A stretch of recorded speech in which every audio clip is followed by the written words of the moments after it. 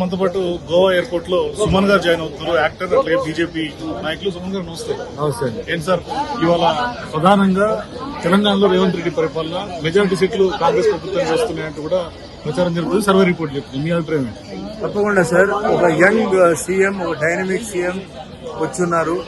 ఆయన ఇప్పుడు వరకు అంటే పదవి తీసుకున్న తర్వాత ఆయన పరిపాలన బాగానే ఉంది, బాగానే చేస్తున్నారు. సో ఇప్పుడు కూడా వేవ్ అనేది ఒకటి ఉంది, ఒక కాంగ్రెస్ వేవ్ అని ఒకటి ఉంది. సో బ్రహ్మాండంగా జరుగుతుంది. టాక్ కూడా ఏంటంటే ఆయనకి కాంగ్రెస్ కి మంచి ఇది అంటే ఓట్లు పడతాయని చెప్పి చెప్తున్నారు.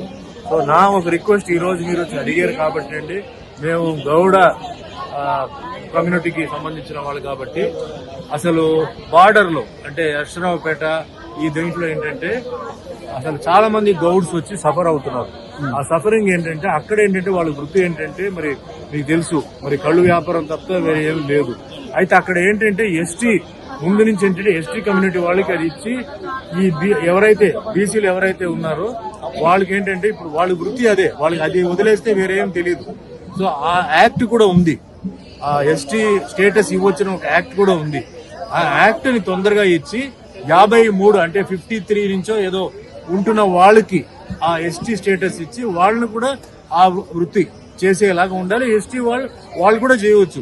బట్ ఎవరైతే గౌడ కమ్యూనిటీ ఉన్నారో ఎవరికైతే ఇప్పుడు అది లేదు, అది రేవంత్ రెడ్డి గారు ఇప్పించాలని నేను మనస్ఫూర్తిగా నా రిక్వెస్ట్.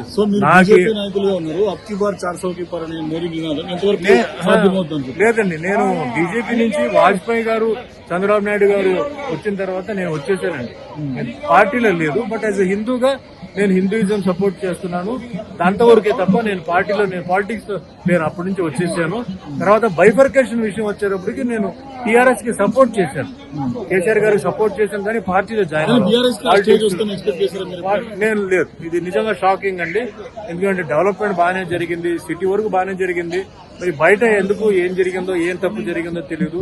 ఏదైనా సమయం, టైం ఇవి మారిందంటే ఆటోమేటిక్ గా అన్ని మారుతాయి. బట్ ఏదైనా సరే మన భగవంతుడు ఏ విధంగా తీసుకెళ్తారో ఆ విధంగా మనం వెళ్ళిపోయి సహకరించాలి. ఏ గవర్నమెంట్ వచ్చినా మన అందరూ సహకరించాలి, మంచి జరిగేటప్పుడు సహకరించాలి. ఏపీ రాజకీయాల మీద ఎవరు వచ్చే అవకాశం ఉంది? బాగా టఫ్ గా ఉందండి. ఎందుకంటే ఇక్కడ చాలా ఫ్యాక్టర్స్ ఉందండి. Caste factor, community factor, cash factor, తర్వాత అంటే కక్ష ఏదో ఉంది, ఏం జరుగుతున్నాయి. బట్ ఈసారి మటుకే చాలా టఫ్ గా ఉంటుందండి. అది చెప్పలేదు సార్, నేను ఉండేది తెలంగాణలో. అక్కడ ఏం జరుగుతుందో నాకు తెలియదు. క్రిస్టియన్స్, ముస్లిమ్స్, హిందూస్ ఉన్నారు, అంటే తర్వాత బుద్ధిస్ట్, జైన్ వీళ్ళు ఉన్నారు. సో అక్కడ ఏం జరుగుతుందో తెలియదు. అందరూ పోటాపోటీలో ఉన్నారు. ఒకవేళ కక్ష ఉంది, ఒకవైపులో డెవలప్మెంట్ గురించి చెప్తున్నారు, ఒకవైపు అసలు క్యాస్ట్ ఫ్యాక్టర్ ఉంది. సో రకరకంగా ఉంది. ఏం జరిగినా పైన వాటి చేస్తున్నాడు. అది మనం స్వీకరించి మన నేను సర్వే నమ్మను సార్. ఎందుకంటే ఇంటెలిజెన్స్ రిపోర్ట్ కన్నా పీపుల్ ఆర్ మోర్ ఇంటెలిజెంట్ అండి. నా దృష్టిలో ఇంటెలిజెన్స్ రిపోర్ట్ చాలా వరకు ఫెయిల్ అయింది. ప్రజలు చాలా ఇంటెలిజెంట్. వాళ్ళు లాస్ట్ మినిట్ లో వాళ్ళు మార్చేస్తారు. వాళ్ళు బయటికి చెప్పేది ఒకటి, వేసేది ఒకటి. అదేనమాట. ఏపీలో అభివృద్ధి కుంటుపడింది అనేది కూడా పెద్ద ఎత్తున ప్రచారం జరుగుతుంది. అంటే ఆయన ఏం చేశారు జగన్ గారు అంటే పువర్ సెక్షన్ కి మెయిన్ ఆయన చేశారు. అంటే కాలేజ్, స్కూలు అన్ని కాన్స్టిట్యూన్సీలు మీరు చూసారంటే మెడికల్ కాలేజ్ మరి ఆయన ఓపెన్ చేశారు. ఇంతవరకు ఎవరు చేయలే. అలాగే క్లాసెస్ విలేజెస్ లో, తర్వాత ఈ పెన్షన్స్, అంటే ఆ సెక్టర్ కాన్సన్ట్రేట్ చేశాడు, మిగతానే కాన్సన్ట్రేట్ చేయాలి. కిషోర్ లాంటి వాళ్ళు కూడా చెప్తున్నారు క్లియర్ గా జగన్ గెలిచే అవకాశం లేదు, కేవలం అతను ఒక రూరల్ గా అంటే డబ్బులు ఇచ్చి కేవలం బటన్ నొక్కితేనే అవ్వదు అనేది ఆయన చెప్తున్నారు. ఇప్పుడు ఎలక్షన్ లో అన్ని రకమైన ఇది అందరూ ప్రయత్నిస్తారు. ప్రశాంత్ కిషోర్ విషయం ఎంతవరకు అవుతుంది అనేది చూద్దాం. అంతే, ఏదైనా మంచి జరగాలి అని నేను భగవంతుడిని నేను కోరుకుంటాను. సో తెలంగాణలో అయితే కొంచెం మెజారిటీ స్థానాలు కాంగ్రెస్ వస్తుంది. కాంగ్రెస్ ఉందని ఇప్పుడు వేవ్ ఉంది సార్ దేశంలో. దేశంలో నేను అనుకోవడం ఏంటంటే ఇప్పుడు ఎన్డీఏ ఉంది, ఐఎన్డీఏ ఉందండి. ఐఎన్డీఏ కూడా స్ట్రాంగ్ ఉంది. నేను బీజేపీ, కాంగ్రెస్ చెప్పట్లేదు, ఐఎన్డీఏ, ఎన్డీఏ గురించి చెప్తున్నాను. ఐఎన్డీఏ ఇప్పుడు కొంచెం స్ట్రాంగ్ గా ఉందని చెప్పి నా అభిప్రాయం. సో మోడీ వ్యతిరేక గాలి వీస్తోంది, అంటే మోడీ గాలి ఉంది. బట్ అట్ సేమ్ టైం ఐఎన్డీఏది కూడా ఏంటంటే అక్కడ స్ట్రాంగ్ అయింది.